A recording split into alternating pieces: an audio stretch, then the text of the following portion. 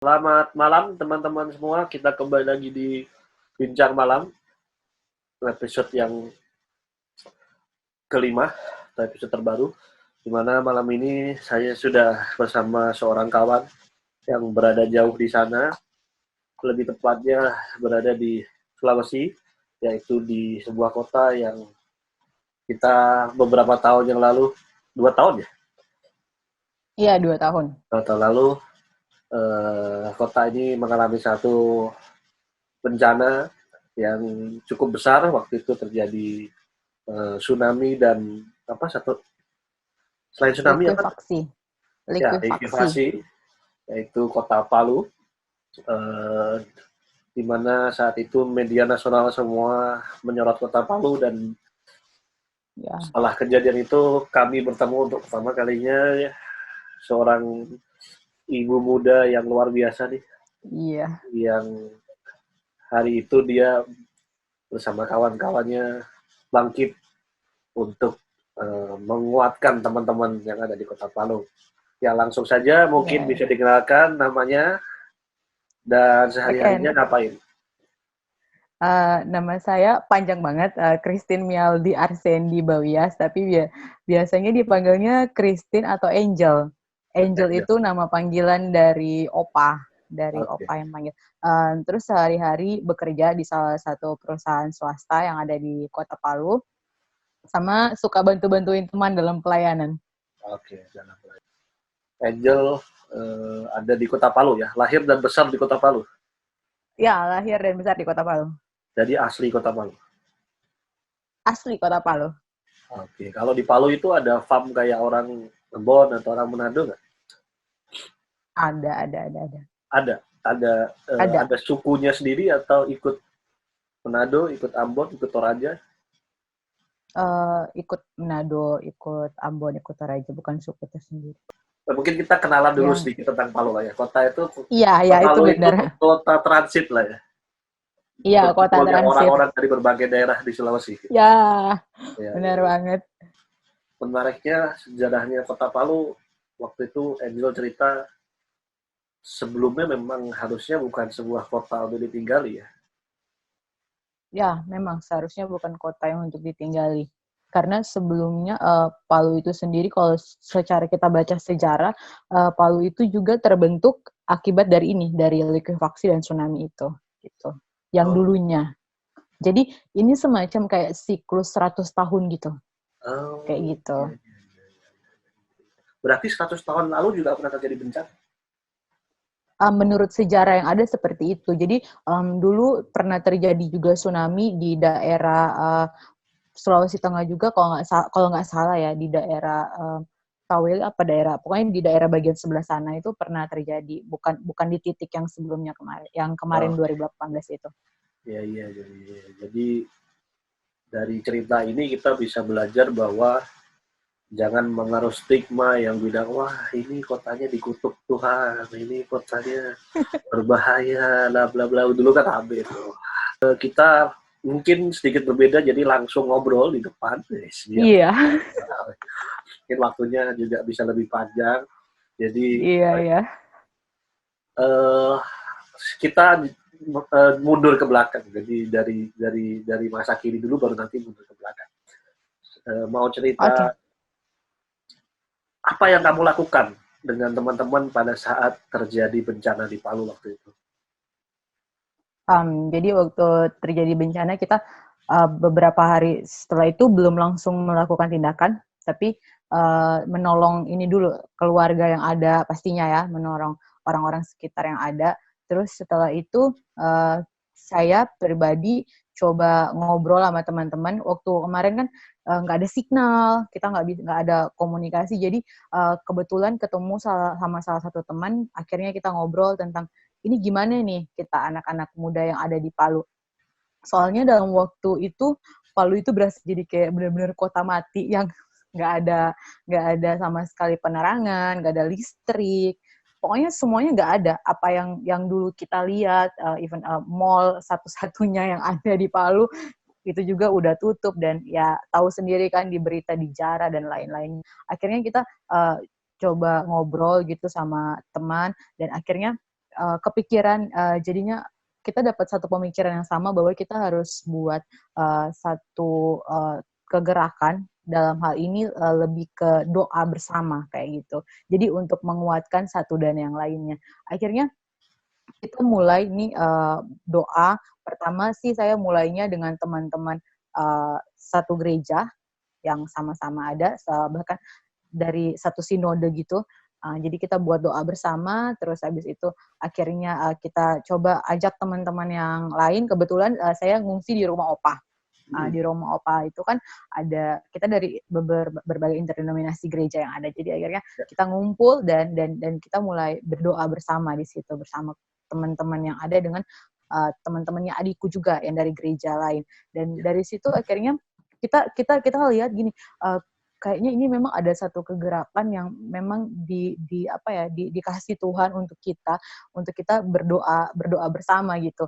Akhirnya kita coba ini ngobrol sama teman yang lain lagi, dan bahkan yang kita nggak ngajak teman yang satunya lagi, tiba-tiba waktu kita bisa dapat jaringan walaupun itu hanya untuk SMS itu teman-teman bilang, Kak, kita mau ikut doa dong kayak gitu. Akhirnya kalau nggak salah ingat 6 Oktober akhirnya kita buat doa pertama bersama-sama interdenominasi gereja yang ada di salah satu gereja yang ada di Kota Palu, itu namanya Gereja GKKA gitu.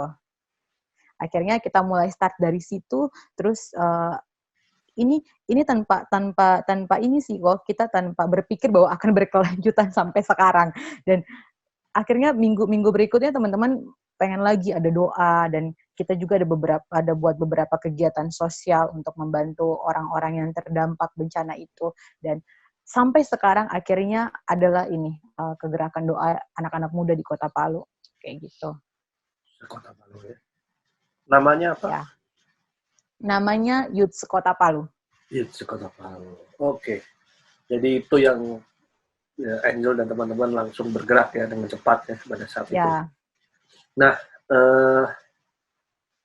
dalam masa kejadian waktu itu tadi kan diceritakan ada listrik mati dan segala macam. Nah, waktu kejadian sendiri, Angel sendiri waktu itu lagi di mana, dan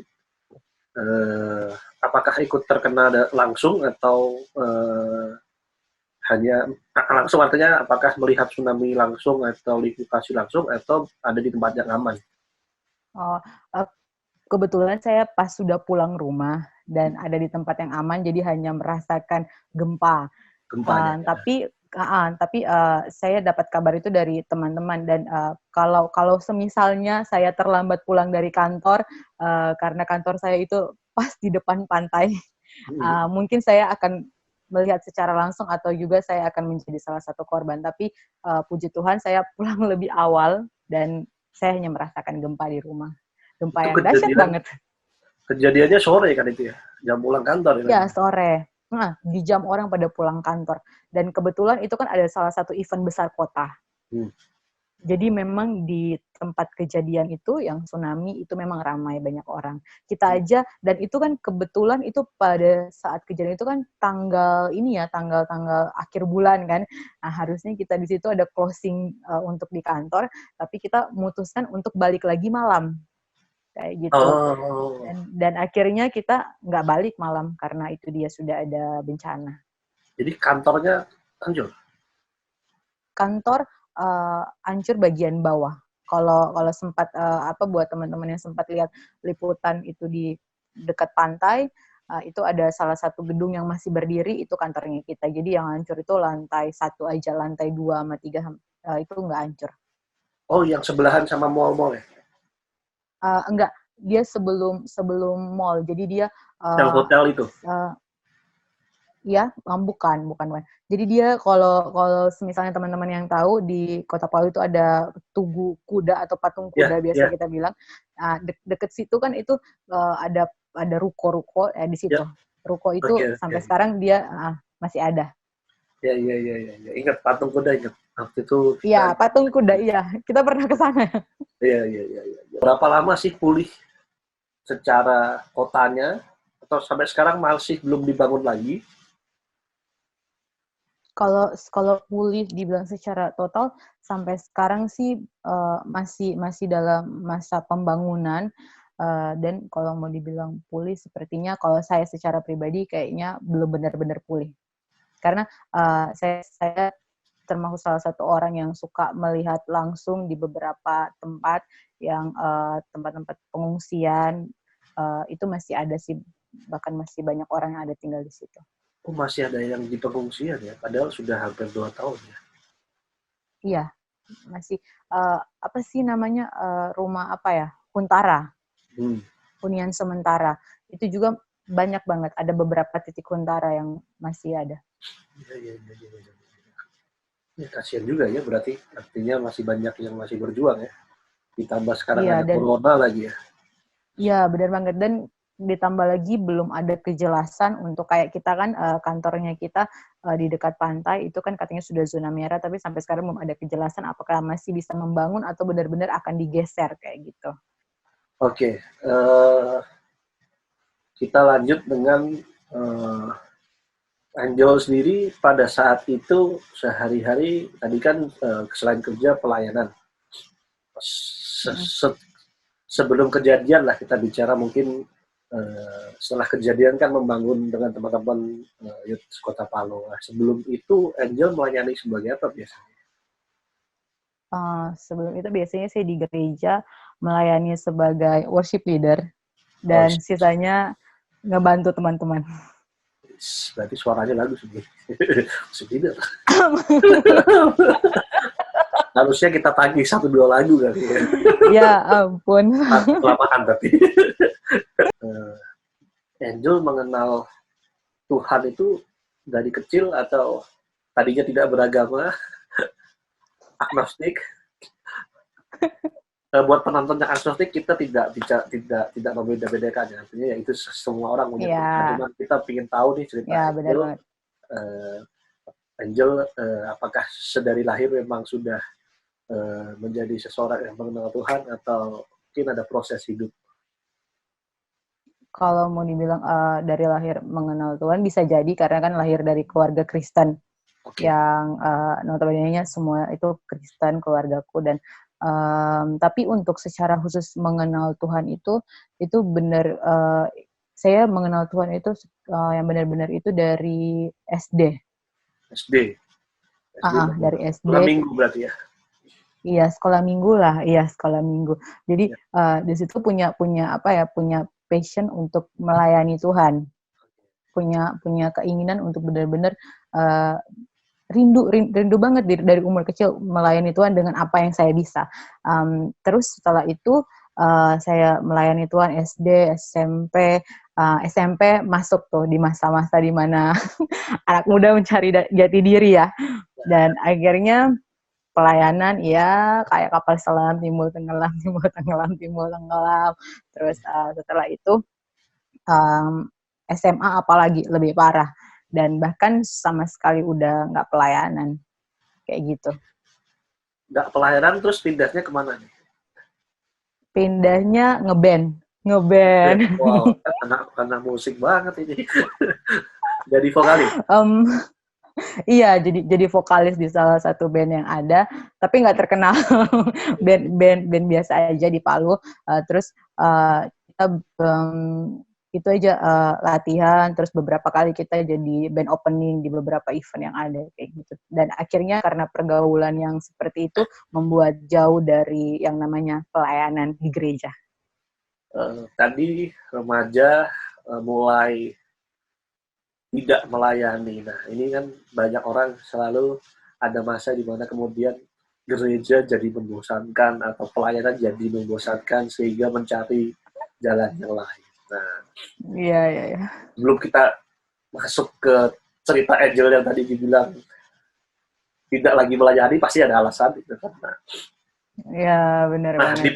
Jadi kita coba ini dulu, mengenal ada apa sih di Palu. Jadi kalau Jakarta orang udah tahu, Jakarta itu ada bioskop, ada tempat hangout, ada tempat hiburan mall, ada tempat hiburan malam. Nah, ada banyak cerita lah tentang itu dan beberapa di beberapa episode yang teman-teman mungkin nonton yang dari Jakarta itu beberapa ada cerita bagaimana kehidupan Jakarta. Nanti episode berikutnya juga ada seorang kawan yang cerita bagaimana dia sempat hampir mati ketika di dunia malam. Nah, artinya itu Jakarta. Nah, Palu kan mungkin nggak banyak orang tahu karena ini ada di ujung timur Indonesia. Ini Ya. teman-teman yang nonton kan mungkin bisa dari mana aja. Nah, coba diceritain di kalau Palu itu seperti apa sih? Palu itu emang buat beberapa orang kan kelihatannya kayak kota yang menjauh di sana gitu kan, yang di ujung mungkin pikiran orang. Nah, Ya. tapi sebenarnya di Palu sendiri juga ada beberapa kehidupan dunia malam. Ada kemarin di Palu itu ada 2 klub yang besar di Palu untuk standar Palu ya. Dan sampai sekarang ada juga yang semacam kayak beer house gitu di Palu ada. Dan kalau mall di Palu ada sebenarnya ada 2, tapi yang satu kan udah rusak karena bencana kemarin dan sekarang satu masih ada. Terus selain itu sebenarnya dunia malam banyak banget di Palu. Karena saya adalah anak-anak dari dunia malam. Anak-anak dari Oh, dunia malam. jadi ini SMA ini mulai ininya tergodanya dunia malam. Iya, iya. Oh, oke. Jadi ini Di Palu itu sebenarnya banyak banget. ex pecinta dunia malam lah ya, bisa dibilang. Iya ya. Oke. Nah, apa tuh cerita apa yang terjadi itu ketika SMA mengenal dunia malam? Memang dari SMP udah mulai coba-coba. Di Palu itu kan Sebentar. keren banget. Ya, Dari SMP coba-coba emang boleh masuk di sana? secara teknis sebenarnya nggak boleh kan. Tapi kalau kita punya istilahnya orang ngomong apa sih orang dalam gitu kan, ya punya orang dalam pasti lo bisa masuk. Oh, tapi SMP loh. Ini lebih dari Ya, Jakarta loh. Jakartanya SMP mungkin belum tentu bisa masuk. Wow, ternyata Palu lebih wow. Oke, lanjut. sebenarnya iya. Kalau kalau mau dilihat sebenarnya tanpa orang sadari di daerah itu sebenarnya ternyata lebih wow daripada yang di luar gitu kan, daripada yang ini kayak Jakarta. Nah, lanjut lagi. Jadi SMP udah mulai dengar kan yang kayak gitu. Oh, ini ada band ini tampil di salah satu klub yang ada di Palu gitu kan. Terus oh ada band ini datang ke Palu tapi situ. Jadi akhirnya berawal dari itu sih, dari kayak konser-konser kayak gitu. Jadi coba masuk ke situ dan akhirnya ngelihat wah, kebetulan kan waktu dari SMP juga udah mulai ngeband sama beberapa teman-teman dan sama dancer juga kan, jadi kayak ngelirik wah ini kayaknya bagus nih, ini hobiku nih bisa nih kalau kalau kesini. Dan pastinya ada beberapa tawaran untuk kita bisa main di situ, untuk bisa Tanggung. manggung di situ. Dan akhirnya mulai dari situ coba-coba dan waktu SMA singkat ceritanya itu mulai deh di situ. Mulai bener-bener jadi apa sih anak remaja kalau yang jadi seseorang Hits. gitu yang dikenal yang hits gitu, jadi kan aduh ini banget gitu, in banget kan di kota gitu, jadi kayak wah ini banget lah. Jadi akhirnya karena merasa diri lebih lebih apa ya, lebih senang dan lebih dihargai di tempat yang kayak begitu, di pergaulan yang seperti itu, akhirnya masuklah ke pergaulan itu, ke pergaulan teman-teman yang di dunia malam. Dan memang secara umur banyak banget yang umurnya di atas saya. Nah, terus singkat cerita karena pergaulan itu kita sering ketemu, sering nongkrong, sering latihan bareng dan melihat apa ya pola hidup mereka yang ya yang kurang baik. Dan even latihan aja bisa sambil minum alkohol, latihan aja mereka sambil ngerokok kayak gitu. Jadi dari situ mulai ini rokok gitu ya, ini jadi mulai ditawar-tawarin juga. Apalagi kalau vokalis band cewek itu, kalau vokalisnya cewek kan rata-rata setiap tampil, apalagi kalau tampil di salah satu cafe atau di kayak beer house gitu, itu kan paling ditawarin ya untuk minum kayak gitulah. Jadi akhirnya dari situ mulai mencoba, mulai oh ini alkohol, oh ini rokok kayak gitu. Rokok akhirnya saya pun sendiri sempat SMA. Jadilah saya yang jauh dari pelayanan, padahal saya dulunya seorang yang ada dalam gereja yang melayani, akhirnya menarik diri, mendapatkan satu lingkungan yang menurut saya asik, menurut saya lebih mengerti saya, akhirnya ya terjun ke situ. Iya, banyak sekali ini hal yang seringkali dari semua narasumber juga seringkali penerimaan yang membuat kita bisa berubah gitu ya. Nah, sebelum Ya, benar banget. masuk ke penerimaan pasti ada satu momen di mana mengalami hal-hal yang sampai akhirnya mentok dan akhirnya wah ini gue harus kembali. Momen Ya, apa? jadi saya sampai di satu saat ketika pergaulan saya begitu buruk, sampai akhirnya saya jatuh dalam, menurut saya, itu adalah hal paling terendah, titik terendah dalam kehidupanku dan hal paling bodoh yang terjadi, yaitu saya hamil di luar nikah. Memiliki, dari hasil dari itu memiliki 2 orang anak kembar, dan akhirnya itu yang memicu saya untuk kembali sama kasih yang sebenarnya, kembali lagi sama Yesus, kembali lagi ke tempat yang benar-benar ternyata ini lebih cocok gitu. Waktu jadi menurut saya yang kalau di pikiran saya, buat saya nakal itu nggak harus sampai makan narkoba, itu satu. Terus habis itu nakal itu nggak harus sampai itu dia hamil di luar nikah. Tapi akhirnya itu terjadi sama saya yang kedua itu. Narkoba saya nggak pakai. Akhirnya itu menjadi titik terendah saya dan akhirnya jadi hal yang benar-benar pemicu untuk apa ya? Untuk benar-benar kembali sama Tuhan, yang benar-benar kayak ini nggak bisa begini nih, ini udah salah kayak gitu. Karena dari awal sih udah taruh di pikiran saya nakal, tapi jangan sampai 2 hal itu gitu. Dan akhirnya malah terjadi salah satunya. Iya, dan terjadi salah satunya. Artinya gini, sebetulnya mungkin penonton kan ada yang saat menonton yang ingin saya sampaikan adalah begini. Jangan melihat atau mendengar kesaksian orang lalu kemudian merasa bahwa saya belum sampai sana.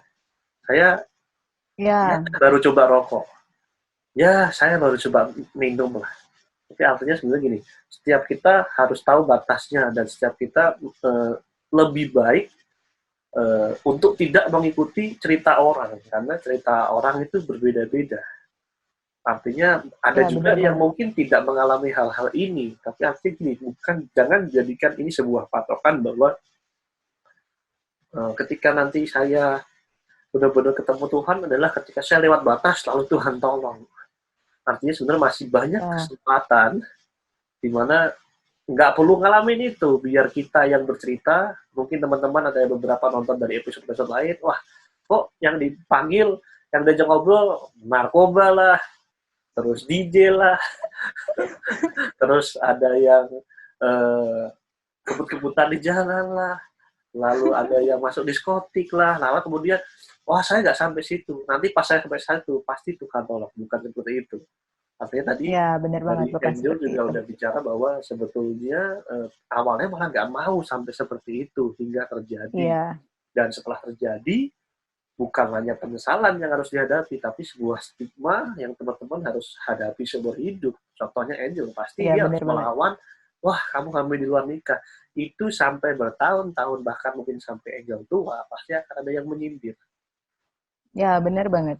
Dan ketika itu disindir, itu bukan sesuatu yang mudah untuk dihadapi. Jadi artinya dengan program Bincang-Bincang ini, walaupun saya memanggil Angel untuk menceritakan kisahnya, atau memanggil teman-teman lain, teman-teman di rumah bisa mengambil ini hanya sebagai sebuah pelajaran atau sebuah pemikiran yang lebih luas, bahwa masih banyak teman-teman yang di luar sana yang butuh teman-teman juga.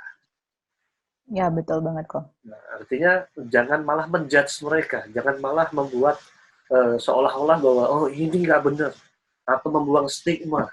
Nah, tadi kita sudah dengar bahwa Angel ternyata malah ketika tsunami terjadi, dia adalah salah satu pelopor di mana dia berdoa, dia bangkit buat teman-temannya. Dan saya adalah saksi mata di mana saya datang ke sana dan melihat apa yang dilakukan oleh teman-teman youth sekota Palu. Dan itu menurut saya luar biasa. Mereka bahkan tidak hanya berdoa sebetulnya ya. Lanjutnya mereka Ya, melakukan banyak aksi, mereka banyak membuat sharing-sharing, tatap muka, mereka bikin pengajaran dan segala macam yang sampai hari ini pun masih dilakukan. untuk membangkitkan teman-teman yang terpuruk, karena saya sendiri ke sana mendengar beberapa cerita teman-teman bagaimana mereka mengalami down, mereka drop secara psikis, Iya. secara mental mereka drop ketika hal itu terjadi di Kota Palu. Dan kita bisa lihat di sini, sebelum Angel saya kasih kesempatan atau ngobrol lagi, mungkin saya cuma mau bilang kalau teman-teman ketemu orang-orang seperti teman-teman saya yang kemarin sudah di episode sebelumnya dan seperti Angel, bahwa nggak mudah untuk mereka bisa cerita. Jadi jangan judge mereka, tidak mudah. Dan cerita-cerita seperti ini juga bukan untuk dibangga-banggakan. Ada yang kemudian ingin dapat cerita bagus supaya bisa kesaksian. Cerita gue keren. Sebentar. Kalau hanya mau jadi punya cerita keren, nanti endingnya berbeda. Ya, Bukan betul tidak banget. tahu kalian sengaja berbuat itu supaya nanti gue punya cerita keren. Karena seperti yang di episode sebelumnya ada Bang Dani bilang, dan beberapa teman bilang, semua orang punya ceritanya sendiri-sendiri. Nggak Ya, bisa benar banget. kalian meng-copy paste lalu, kayak dia, gue pakai narkoba dulu. Pakai narkoba, untung beberapa teman kemarin sembuh. Saya juga mantan pengguna. Walaupun cuma untuk party, bukan pengguna yang everyday pakai, tapi Ya, beberapa ya. teman saya ada yang mati, ada yang masuk penjara, ada yang sudah hilang entah kemana, mungkin dibunuh orang. Jadi itu bukan hal yang biar keren. Kasih karunia yang membuat kita semua bisa keluar dari sana. Nah, kasih karunia mahal, udah dibayar ditebus dengan mahal. Jadi hati-hati, Wih, dan benar banget tuh. hati-hati jangan menyimpulkan bahwa acara ini dibuat untuk ini loh, ada orang-orang punya kesaksian seperti ini lalu keren ya. Bukan seperti itu. Oke, sekarang saya lanjut ke Angel lagi. Pertanyaan untuk Angel adalah, Oke, gitu. eh, apa sih yang dihadapi after itu tadi setelah hamil luar nikah? Tadi kan saya udah sharing, pasti ketemu stigma. Mm. Apa Ya, yang itu dihadapi dia. di ketemu masyarakat sekarang? Apalagi Angel sekarang adalah, ya, for information, Angel adalah the leader dari Youth Kota Palu hari ini. Dia adalah ketuanya. Jadi Tuhan berikan kepercayaan itu, kasih karunia itu untuk Angel menjadi lebih baik. Nah, tapi artinya pasti ada orang-orang yang nggak suka. Apa yang sering Ya, dihadapi? benar banget. Pertama-tama sih yang dihadapi rasa apa ya, rasa takut untuk ketemu banyak orang. 2 orang aja itu udah banyak banget. Jadi pertama itu waktu dari hamil itu bener-bener cuma di kamar. Kalau mau mandi itu kebetulan kamar mandi itu kan jauh dari kamar. Kalau mau mandi itu kasih semua orang dulu pada pergi, pada ke kantor, pada ke sekolah, baru berani keluar. Dan itu yang saya hadapi. Jadi pertama penerimaan dari keluarga itu pastinya, dari teman-teman, walaupun saya tahu dari sekian, anggaplah saya punya teman 100, dari 100 itu saya hanya benar-benar punya 2 teman yang benar-benar menerima, ternyata baru kelihatan ketika kita ada dalam masalah, dan akhirnya saya tetap harus menghadapi sisanya itu. 98 orang itu harus dihadapi, harus berani menghadapi orang, dan bahkan harus tetap tersenyum, entah mereka mau ngomongin apa, bahkan diomongin perempuan inilah, perempuan itulah, dan kita harus tetap senyum walaupun sebenarnya itu sakit banget di dalam. Dulunya itu benar-benar yang jadi orang setelah lahiran itu benar-benar jadi orang yang apa ya, yang benar-benar kayak ketakutan, benar-benar nggak merasa pede sama diri sendiri. Padahal sebelumnya kepedean banget sama diri sendiri kan. Sekarang benar-benar yang kayak apa-apa itu nggak mau kalau kalau ada orang di situ. Mau pergi keluar pun, mau pergi ke swalayan aja nih ya, waktu dulu mau beli susu gitu kan, itu mesti minta tolong sama saudara temen nih. Karena malu kalau ketemu orang gitu. Karena paling orang kalau ketemu ya seperti tadi stigma yang itu ya, yang ada yang dibilang, wah ini anak yang berdosa lah, anak yang parah, anak yang malu-maluin keluarga. Dan paling parahnya yang buat saya secara pribadi yaitu dia, saya mendapatkan penolakan justru paling parah dari orang-orang terdekat, bahkan sampai sekarang. Dan untuk bercerita seperti ini dan untuk sharing tentang bagi hidup seperti ini, itu dulu saya butuh sekitar 2 tahunan maybe, apa lebih dari 2,5 tahun untuk berani benar-benar keluar. Yang paling parah itu dia, saya parnoan ketemu orang karena nggak bisa nerima semua hal yang diomongin. Tapi dari situ saya bersyukur, justru saya kan punya keluarga yang saya justru merasa bangkit karena saya punya seorang kakak yang justru kita keluarga kan ada juga yang beda agama. Justru kita berbeda agama, tapi dia jadi orang yang benar-benar menunjukkan kasihnya ke saya. Walaupun kita berbeda agama nih, dia nunjukin kasihnya dan nge-push saya, selain mama papa pastinya ya, yang paling ini, dia jadi orang yang nge-push saya untuk berani keluar. Dia omongin, pakai bahasa Palu, kau ini bagaimana? Kau ini kan, aduh dulu model, dulu vokalis, kenapa kau mesti malu begitu dengan dialek Palunya? Terus saya balas, iya saya malu karena sepertinya saya nggak bisa diterima lagi sama orang-orang. Saya keluar rumah aja itu kayak begini, muka aku ini bisa nggak dioperasi plastik terus diganti, kayak nggak terima. Dan akhirnya karena dia push, bahkan dia ajakin saya keluar rumah, dia bilang gini, Dek bawa motor. Dia suruh saya bawa motor loh kok untuk keluar. Dan akhirnya saya memberanikan diri bawa motor keluar bareng dia, dan mulai dari situ saya merasakan benar-benar ada penerimaan hanya karena satu orang sepupu saya. Penerimaan dari dia, dan akhirnya orang membantu untuk bisa keluar lagi. Dan akhirnya saya berani untuk keluar dan berani untuk bagi cerita saya ini pertama ke keluarga dan teman-teman saya yang di pelayanan dulu kayak gitu. Paling parahnya itu aja sih, mendengar stigma dan bahkan sampai sekarang aja banyak orang yang nggak ini ya, yang nggak pro sama saya, yang kayak nggak terima gitu loh. Seorang Angel jadi ketua youth di Kota Palu itu nggak terima karena selalu melihat image yang ada di belakang kayak gitu. Ya. Dan itulah tadi yang saya bilang, nggak mudah. Jadi kalau ada orang yang bisa bercerita hari ini, jangan menganggap dia rendah atau malah memberikan stigma, karena untuk bisa bicara seperti ini itu tidak mudah prosesnya. Dan seharusnya kita berikan tepuk tangan buat orang-orang yang brave seperti Angel, karena hal-hal ini adalah hal-hal yang luar biasa. Dan sekali lagi, ini bukan untuk dicontoh mentah-mentah. Oke lah, saya benar banget. Yang penting saya nanti nggak ngalamin hamil, yang penting saya nanti nggak kena narkoba. Nah, gara-gara pemikiran yang salah itu, bisa jadi malah kamu kehilangan. Gimana? Dan satu lagi sih, tadi sorry ada kelewat tadi, satu lagi yang pertama itu kan takut akan stigma, yang kedua itu di umur saya yang masih 17-an tahun itu mikirin gimana nanti kita harus besarin anak dan ngomongin ini ke anak. Nah, itu PR yang parah sampai sekarang. Itu dia.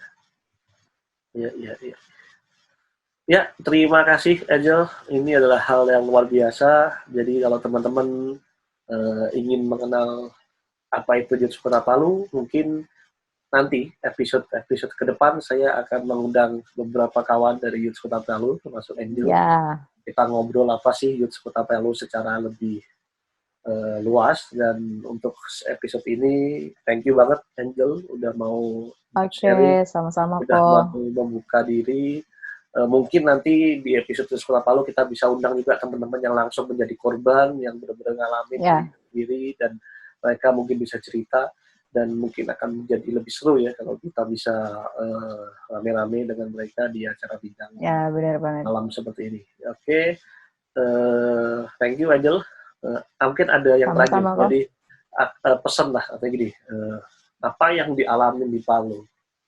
Saya ingat banget waktu itu kita sama-sama bicara, 10 tahun lagi kita percaya bahwa Palu akan menjadi sebuah kota yang bangkit dan malah bisa membangkitkan Indonesia. Nah, sebetulnya apa yang terjadi sekarang itu nggak ada apa-apanya nih COVID ketimbang yang terjadi di Palu 2 tahun lalu. Buat Ya. teman-teman di sana itu menurut saya udah wah keren karena nggak pernah ada yang terjadi hal seperti ini. Bahkan bencana lain di Indonesia itu tidak ada yang sehebat di Palu. Langsung 3, gempa, likuifaksi, tsunami. Nggak ada yang pernah Tsunami. ngalamin di masa sekarang, di generasi ini belum pernah ada yang ngalamin. Nah, kalau Palu teman-teman bisa bangkit. Nah hari ini dengan adanya pandemi ini, satu pesan lah untuk menguatkan teman-teman yang sedang mungkin mengalami kehilangan pekerjaan, ada yang mungkin keluarganya menjadi korban dan meninggal, ada yang mungkin eh, harus dikarantina, ada yang mungkin harus banyak hal lah terjadi. Oke. Satu pesan dari saya yang dari dulu saya pegang yaitu percaya sama Tuhan, percaya sama Tuhan yang gak akan pernah ninggalin kita waktu kita kasih izin Tuhan untuk benar-benar tinggal dalam dirinya kita. Hal apa yang kita takutkan, hal apa yang kita khawatirkan, itu nggak akan seperti yang kita pikirkan. Jadi mungkin teman-teman di luar sana ada yang lagi kehilangan pekerjaan, mungkin ada yang keluarganya atau dianya sendiri yang lagi terkena COVID-19 ini, dan uh, teman-teman perlu tahu waktu kita memiliki kekosongan di hati, kita rasa kita sendiri, minta Tuhan yang isi itu semua. Jadi waktu Tuhan yang isi, kita akan benar-benar merasakan ada kekuatan yang baru. Dan kita bisa staff, kita bisa berdiri lagi, dan bahkan hal-hal yang tidak kita pikirkan akan terjadi. Itu Ya. aja kok. Oke, terima kasih Angel, sangat menguatkan dan terima Oke kasih kok. semuanya. Jangan lupa like, share, subscribe kalau merasa program ini memberkati kalian, program ini memberikan inspirasi buat kalian dan supaya bisa menjangkau lebih luas lagi. Oke, terima Ya. kasih. Sampai jumpa lagi. Dadah. Oke kok. Bye.